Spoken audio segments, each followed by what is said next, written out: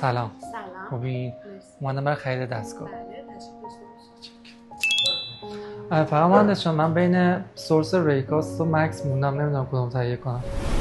سورس ریکاست بخریم یا مکس؟ سوالی که خیلی از مشتری ها موقع خرید دستگاه از ما میپرسن. در واقع من باید به شما بگم امروز تفاوت چشمگیری بین سورس های مکس و ریکاست در کیفیت وجود نداره.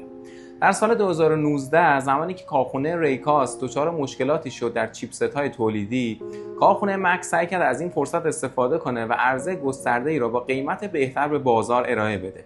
و در واقع سال 2019 نقطه عطفی در تاریخ دستگاه‌های لیزر بود، چرا که قبل‌تر از اون استفاده از سورس‌های ریکاست به وفور بود و بعد از اون مکس هم تونست جایگاه خیلی خوبی رو تو بازار پیدا بکنه. و امروز انتخاب برند سورس لیزر در بازار سلیقه‌ای شده و هر کس تجربه بهتری از هر برند رو داره اون رو به دوستاش معرفی میکنه. ما در شرکت روتک هر دو برند رو در توانهای مختلف موجود داریم و مشتری ما میتونن هر دستگاه رو با سورس انتخابی خودشون تحویل بگیرن.